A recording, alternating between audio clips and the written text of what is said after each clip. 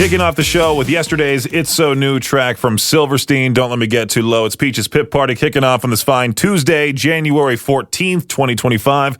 Today was one of those fantastic Tuesdays where a bunch of bands announced tours, except for Nine Inch Nails. They were supposed to be a part of that, but they decided to hold off on their tour announcement, saying that we are all watching the devastation that is unfolding in California and have paused our announcement while people try to deal with all that is happening. Even Tommy Lee went off on the whole music scene, slamming them for promoting projects while the LA wildfires are raging. I was talking to Victor off the air about it, and people have deadlines. People have money to make. They can't just sit there and wait. They're contractually obligated to announce their tours, have the venues announce the shows as well. Tommy Lee should know something like that, but you know how people get in their old age, all cranky. I would say reach me at 208-535-1015, but the phones are still down. I miss those golden days of when K-Bear had a working phone system, but it's unfortunate. It's unfortunate. You can send me a voice memo on the K-Bear app if you'd like, or you can post in the K-Bear group. I did see somebody request a song for Victor to play that I don't think he got to, unless I'm mistaken in some way, shape, or form. Maybe he didn't see it. I don't know, but I don't think we even have that song in the system. I'll have to check and hopefully play it for that listener. But yeah, the best way to get a hold of us is through social media or through the K-Bear 101 app, through the mic icon, which then those voice messages will get sent directly to our emails. I have developed this really bad habit. I've talked about this a lot on the air. This really bad habit of trying to eat something sweet after every dinner. I'm like, okay, you know what? Time for dessert. What can I get? And last night I went to Winco and got myself some peanut butter M&Ms. I went to one of those dispensers, filled up a bag. I think I ate the whole thing. No, I ate most of it last night. And then I woke up this morning and ate the rest of it. Like I was supposed to. I went to the gym after I ate a few peanut butter M&Ms. It felt like the gym was just a waste of time at that point just because of me eating the candy. But, I'm trying my best to kick that habit. Trying my best, quote unquote, after eating a whole bunch of peanut butter M&Ms. I go to eastidahonews.com. What do they have? A Tasty Tuesday article about soft, buttery, creamy cookie butter sandwich cookies. Wow, that sounds like a tongue twister. Soft, buttery, creamy cookie butter sandwich cookies. It's almost as bad as double chunk chocolate cookie. It's even worse than that. But they have this whole recipe for making these soft, buttery, creamy cookie butter sandwich cookies. It's almost like I'm talking with the bouncy ball. Soft, buttery, creamy cookie butter sandwich cookies. You can find the full recipe. They got detailed instructions. And what's great about this recipe is that there's no life story beforehand. There's none of that. It's just right to the point. Here's what you need. Here's what you need for the filling, instructions, what to do with the filling after, all that stuff. EastIdahoNews.com, their Tasty Tuesday article of the day. Soft, buttery, creamy cookie butter sandwich cookies. The Zen of Screaming. If you're into extreme vocals, I'm sure you know about this DVD with Melissa Cross. She's taught many metal musicians. It's not only a DVD, but also has a CD for you to warm up your extreme vocals. I was like, if you know, this whole DVD is $15 on thriftbooks.com and all the other websites. We're trying to sell it for like $40 to $50. So I said, you know what? Let me get it. See if I can fulfill my goal of learning metal vocals with the help from this DVD. I'm going to feel so bad for my neighbors as I'm trying to practice screaming at my place. I might instead save them, have them be at peace, and go in my car, drive around town, practice screaming in my car, which is going to be great for those driving next to me. I might need to go to some highway or something like that. Go on the highway and just take a drive, start practicing vocals, drive down to Pocatello just screaming like that. Because if I were at a stoplight and I'm practicing, people would probably freak out thinking I'm having some sort of like medical emergency. No, totally fine. Just, trying to practice here. I don't even want to label this person as the genius of the day because I honestly feel bad. But I also sort of laugh because if you fall for something like this online, you need to stay off the internet. This French woman, she was scammed out of over $800,000 by someone pretending to be Brad Pitt. Now, the scammer DM'd her on Instagram and convinced her with AI-generated videos and edited images. I don't know if you've seen these images. They're hilarious. They're clearly, obviously fake. I could see how an older person would fall for it, though, because we've already seen those old people on Facebook thinking AI-generated images are real. You know, it's always great when you see an older man looking at some sort of AI-generated image of like some lady in a bathing suit, and he goes, "Oh, yeah, I like this one." The lady obviously has like 6 fingers on one hand, clearly AI-generated. But this French woman, I also don't feel bad because she divorced her husband thinking that she would get together with Brad Pitt. The scammer convinced her his bank accounts were locked because of his divorce with Angelina Jolie and that he needed money for a kidney surgery. She realized it was fake when Brad Pitt was on the news with a new girlfriend. But she still lost all the money. One of these photos is so bad because it just shows Brad Pitt almost smiling with medical headgear on, laying in a hospital bed. It's clearly obviously a woman with a hospital gown, but Brad Pitt's face from like a red carpet event just plastered on top of hers. It's awful. And this right here is your Shot Clock Sports Update. Head coach Mike McCarthy and the Dallas Cowboys couldn't agree to terms on a new contract, which means McCarthy can now sign on with any other team, and the Cowboys have a head coaching position to fill. In 5 seasons with the Cowboys, McCarthy posted a 49-35 record, but struggled in the playoffs, winning only 1 game in 4 tries. The Cowboys are now on the lookout for a new coach who maybe possibly can lead the team back to the Super Bowl for the first time in 30 years. More pro football news here. Football players looking over plays on tablets is a regular thing you'll see on the sidelines of games, but a player reading a book looks just weird. Philadelphia Eagles wide receiver A.J. Brown, he was spotted during the team's win over Green Bay reading a book, and some people thought it was because he was frustrated that he only had 3 passes thrown to him. Brown explained he had been reading Inner Excellence by Jim Murphy at every game, and that has highlighted passages that he said helped bring him a sense of peace and focus. Brown said, "I wasn't frustrated at all. I figured that's what y'all probably thought. Why do you always think I be frustrated? Dane, I like to read." That's exactly what he said. I'm reading word for word the quote here.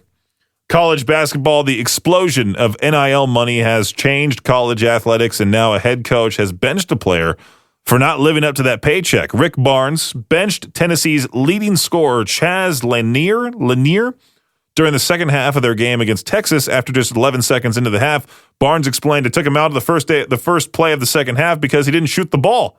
That play was designed for that shot, and I told him if you're not going to do what you're getting paid to do, you're sitting over here because he's getting paid to do that. Interesting. Very interesting how the future of college sports is going to be.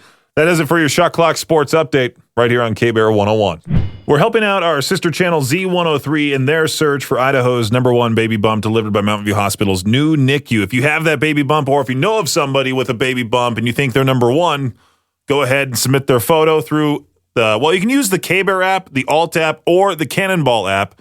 If you open up any one of those 3, it says right there Z103 baby bump. You click on that, fill out the form, submit the photo, and there you go. You're in to win all the stuff you'll need for a nursery. Plus, you can get the newborn photo shoot as well.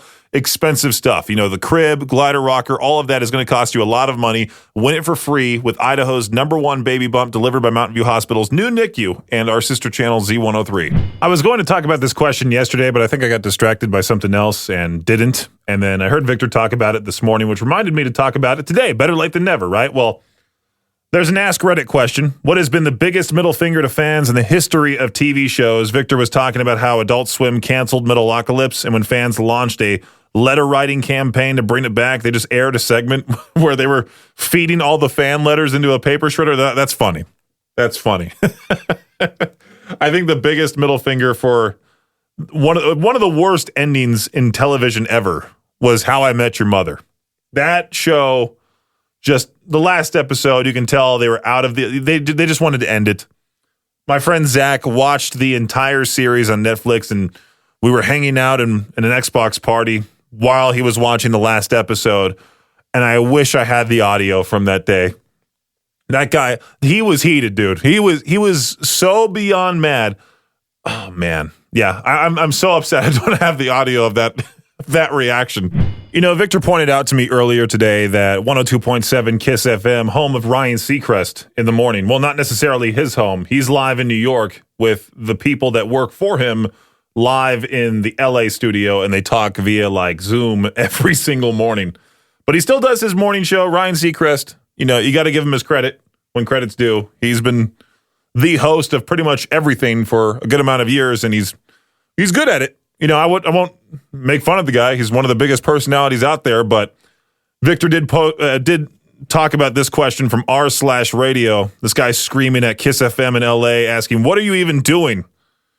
Saying, "I'm not even sure who's even programming KISS FM in LA. But why aren't you tossing your format out the window during the crisis? Being relevant means helping your audience, taking calls, being community leaders, not playing die with a smile 14 times a day." I follow all the LA radio stations on Instagram, just because those are the stations I used to listen to. And every single post is about the fires. It's about them talking about the local Dream Center and how people can pick up things if they need it from over there. The afternoon shows right now are broadcasting from that center. I literally just tuned into KISS FM by using their website. First thing I heard is Gabby Diaz talking about the Dream Center, where you can donate anything that you can, and people can also pick up those donations if they lost their home or they're just, they're facing challenges, they need stuff. One of the worst things I saw was that this one person was too embarrassed to get anything from this place. It's like, come on. You lost your home and you're too embarrassed. Go in there, get whatever you need. It's so silly. So silly. People tune in for like 5 minutes to a radio station, and then they just assume things. And it's like, no, you got to sit there and actually listen and look at their social medias. I'm sure the higher ups at iHeartMedia in LA are saying like, hey, we all got to start posting everything relating to the fire. My good friend Ryan Mano, who was one of my mentors at my internship at Coast 103.5, he was going to be my next guest on my radio podcast that I'll be launching here soon, and he unfortunately couldn't join because of the fires. He almost had to evacuate. So I'm hoping the fires just go out, man. I feel so bad every single time I go into Facebook and I see these fires raging, and it's a tough thing to battle, especially with those Santa Ana winds. I can only imagine being a firefighter trying to battle those giant flames. Oh man. So yeah, that's about it. I just saw that r/radio post and went, interesting. Someone who didn't necessarily listen and then decided to yell online. You ever see an article that hits too close to home? The band Nonpoint? They were just doing a show in Louisville, I believe. Yeah, they were doing a show recently, and they had to cut it short. Fans noticed the drummer was pacing back and forth. He would get up from away from the kit, pace back and forth behind it, even had an ice pack on himself to cool off. Apparently that wasn't enough to deal with the situation. The band eventually called it a night, called an ambulance for the drummer. I guess, from a statement from the band, there was a sudden shift in his heart rate that was dangerously high, and the paramedics were not able to get it down in time, so they took him to the hospital. He is stable. His heart rate is stable. The running tests sounds like AFib. Something that I personally went through, and it's awful. Whenever you have a heart issue, it's the scariest thing. Just because, the heart is what keeps you alive. And so if you're like me and you wake up at 3 a.m. with your heart going like 140 and it won't slow down, you're like, okay, what's going on? Luckily, I take my pills every day. I'm treating it. I'm exercising all the time. Trying my best to, go away from that whole. Well, luckily now, too, I also have my CPAP. For sleep apnea, if you think you have sleep apnea, get yourself checked, because sleep affects your heart big time. And I mean big time. I was even told by my doctor, like, hey, dude, you're doing a great job coming in, because if you didn't get this treated, there's people who are slightly older than me, or even just, 10, 15, 20 years older than me, who come in with like heart failure issues because of their problem sleeping. So make sure to get yourself checked. I think that there's a Riverbend Awareness Project episode all about heart health that I even listened to, just to listen how to take care of it. Every single time I see whole grain at the store, I'm like, I got to get it. It's heart healthy. It's heart healthy. You can get the Riverbend Awareness Project wherever you get podcasts.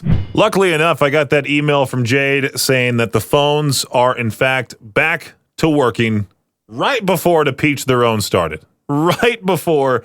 And I was talking to loyal listener Jeremy, trying to hastily find a to Peach Their Own question. Luckily, I have Chat GPT in here.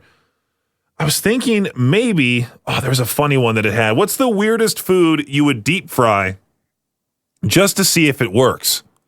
Let me ask ChatGPT that question. What's your answer to that?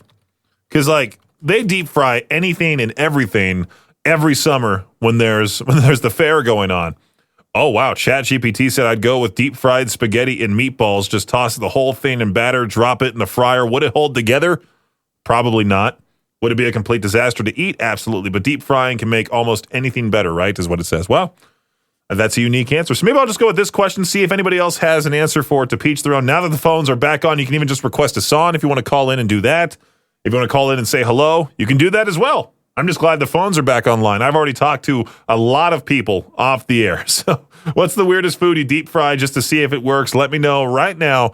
208-535-1015. I'm only doing this break on the podcast version of my show. During the middle of me doing the whole show, the phones came back, and I already had the 4 p.m. hour pre-recorded. I had to go back and delete all of that, and then I had to save it for to Peach Their Own, because usually in the podcast form, I put all of my breaks from beginning to end, and then do the to Peach Their Own segment at the very end. Well, today we got the phones back, so it's a little bit different. I'm going to be putting my breaks in here from the 5 p.m. and 6 p.m. hour, and then if someone calls in for to Peach Their Own, you'll hear that break in between those breaks. Hopefully that makes sense to you. When I first started the show at 2 p.m., I mentioned a couple of bands announced tours. Most of them were coming to the area, and they are. Gavin Dance announced a tour with the home team. There was I think it was CU Space Cowboy and this band called Dwellings on that lineup. They'll be making a stop in Salt Lake City. I forgot which venue. I'm scrolling down to try to find it on our concert calendar at riverbendmediagroup.com. There it is, the Union Event Center, June 24th. There was also another tour that got announced that I actually really want to go to. Nothing More with Kingdom Collapse at the Knitting Factory, May 6th. There was Fame on Fire. They announced their headlining tour with Halocene and Architects Collide at the Soundwell in Salt Lake City. You can find all the shows that are coming to the area, all the shows relevant to K-Bear, I should say, by going to that concert calendar at riverbendmediagroup.com/calendar. Right there at the top of the page, there's that filter. It's just choose an event type. You go to rock concert, and there you go. I really want to remind you how terrible the radio prep is. I can't believe this. It tells me that it's hot pastrami sandwich day, a good day for a hot pastrami. And then it goes on to tell me the top 10 best sandwiches according to voters on ranker.com. Do we really want to go through this? I'm sure I can hear those people that are telling me to shut up and play the music just seething with anger right now. Every time Peaches goes in the air, I change the channel type thing, you know? Top 10 best sandwiches. Cheesesteak at number 1. Maybe I should have done this question for the Peach Their Own. What's your favorite sandwich? What do you think is the best sandwich? You know, somehow, some way, I think Rolling Stone would make a list out of this and make it the worst list you've ever heard. What's an awful sandwich? Maybe like those people that for some reason enjoy peanut butter and like mayonnaise. They would have that in like the top 5. Maybe that's what we should do to generate traction online. Just start putting out our lists that are just clearly not our opinions, but instead make it the worst list imaginable. Say like the greatest sport on earth is golf or something like that, and just irritate people online for no reason. You know, because that's what everyone else is doing. Might as well put out that rage bait, and maybe I'll have Victor tomorrow say, hey, Victor, you know what? Put out this awful list of your top 10 favorite sandwiches and see what can come out of that. K-Bear, how's it going? Hey, Peaches. Great to hear from you. Glad you're calling in. I'm glad the phones are back. Do you have an answer for to Peach Their Own? Yeah, you know what? You asked the question, and I thought about it, and I think I might have to try it, but artichokes. Deep-fried artichokes. I mean, people don't necessarily like artichoke overall. They like to just, dip it in that butter, make sure butter covers every inch of it. You never really see anybody eating artichoke. The heart, too, though. Yeah, that's right. The artichoke heart. One of the best places I've ever had pizza was Artichokes in New York. And I think I had artichoke hearts on my pizza. And that beat any LA pizza out there. All of them. Just LA pizza stinks, man. But deep it might be pretty good. All right, man. Well, yeah, thank you for that answer. I appreciate it. Yes, sir. Have a good one. Hey, you as well. Thanks for calling in. Yep, the phones are back to working, thankfully. If you want to answer my question of the day for to peach their own, what's something weird that you would deep fry just to see how it tastes? Let me know. 208-535-1015. It's great having people call back in again. How's it going? I actually got an answer that I thought of. All right, what is it, Jeremy? What would you deep fry just to see how it tastes? Wild game. They are from Idaho. Great. Yeah, I wonder how would that taste? You can make your own version of finger steaks with elk or deer. Okay, I'm here for it. People like to deep fry their turkeys. How about deep fry a whole goose? Maybe that would make turkey taste good and appealing for Thanksgiving if you just deep fry it instead. I don't think I've had a deep fried turkey. I have. I think there was. Interesting.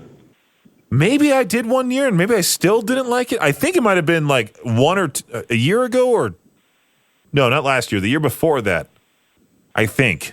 Maybe I'm completely wrong. Maybe I have had deep fried turkey and maybe it was still like, you know what? I'd rather eat something else. But you know what I do is I typically take the biscuits or whatever rolls they have there and I put the turkey on the biscuit with the gravy, with the mac and cheese and make my Thanksgiving slider. Maybe I should just take that whole thing and deep fry that. And deep fry that. There we go. America. Hey, K-Bear, how's it going? Hey, going great. I'm just calling in to answer your question. Yeah, what would you deep fry just to see how it tastes? I'd probably have to do stuffed peppers because normally I'll bake those and those are fantastic. But putting a crust on them and deep frying those would be absolutely delicious with a nice crunch to them. Aren't stuffed peppers supposed to be like healthy too? And we're just yes, they are making it worse. We're making them worse for you. Exactly. Hey, K-Bear, how's it going? Good. How's it going? Oh man, I'm glad the phones are working. That's what I'm happy about. There you go. Yeah. So did you have an answer for the peach theron? Yes. What would you deep fry and see how it tastes? Peaches. Hey, yeah, there we go.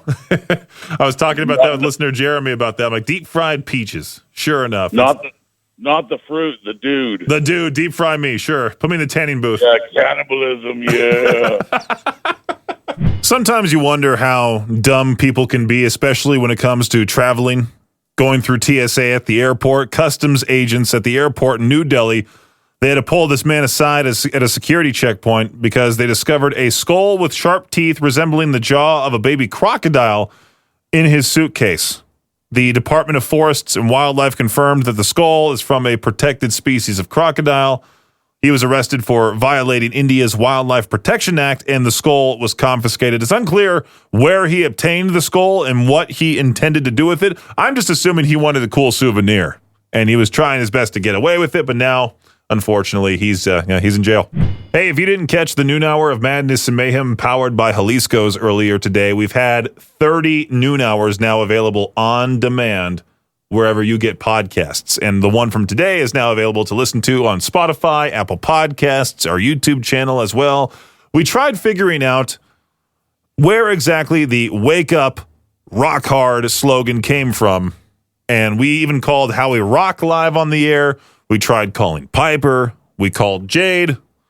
Tried even getting an answer from him on where that slogan came from because someone within the community said, hey, I said it first. And I think Victor finally did get his answer. He might talk about it tomorrow morning, but we tried finding out exactly during the noon hour of Madness and Mayhem powered by Jalisco's earlier today. And we even had the legendary Howie Rock, one of the coolest dudes out there, on the show with us. Victor just called him on his cell phone and put it into the microphone. The show's a whole lot of fun. Make sure to listen to it tomorrow, every weekday at noon. Again, I love how cryptic musicians and athletes are on social media. Like, oh, Bad Omens, they updated their profile picture. What are they up to? It's like a nice close-up photo of Noah's face. He has that burnt mask on.